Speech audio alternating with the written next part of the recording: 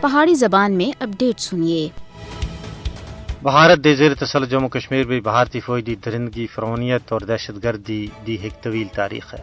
کئی سارے ایسے سانحات رونما ہوئے جنہاں کو ریاست جموں کشمیر دے لوگ کدے بھی فراموش نہیں کر سکتے، جنہاں وچوں سانحہ سوپر ہے جب 6 جنوری 1993 کو ناکردہ جرائم دی پداش وچ 57 بندیاں کو ابدی نیند سلا دیتا گیا اور سینکڑاں مظلوماں کو شدید زخمی کر دیتا گیا۔ 5 جنوری 1990 کو سانحہ ہندواڑہ 21 بندیاں کو خاک و خون وچ غلطاں کر دیتا گیا۔ 27 جنوری 1994 جدوں کپواڑہ شہر وچ نہتے مظاہرین اتے گولیاں دی برسات کیتی اور 27 بندیاں کو آن سپاٹ خون وچ غسل دے دیتا۔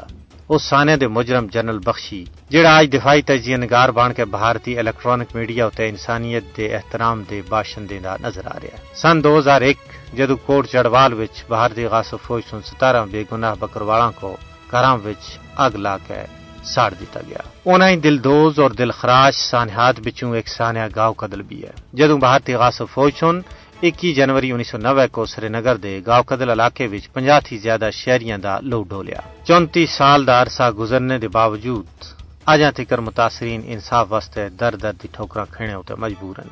اگر 1990 تھی کہن کے آج تک دا اعداد و شمار دا جائزہ لائے جلے تے 96,000 تھی زیادہ کشمیریاں دے خون نال سرزمین کشمیر کو لال ازار کیتا گیا ہے۔ 34 سال گزرنے دے باوجود اس قتل عام دی یاد کشمیریاں دے دلاں وچ سجری ہے۔ اس قتل عام دا مقصد کشمیریاں وچ خوف پیدا کرنا ہے۔ کشمیریاں دی بڑے پیمانے اتے شہادتاں دا مقصد جموں کشمیر دی آبادی دے تناسب کو تبدیل کرنا ہے۔ گاؤں قتل سمیت دوئے قتل عام بھارتی فوج دے مجرمانہ ذہنیت دی یاد دوال دے رہسن۔ ایتھے یہ سلسلہ ختم نہیں ہویا بلکہ RSS دی اولاد BJP حکومت کشمیر وچ مزید قتل عام کرنا دا منصوبہ رکھ دی ہے۔ ضرورت اس گل دی ہے کہ عالمی برادری بھارتی قاتلاں کو لگام دینے وچ اپنا عملی کردار ادا کرے۔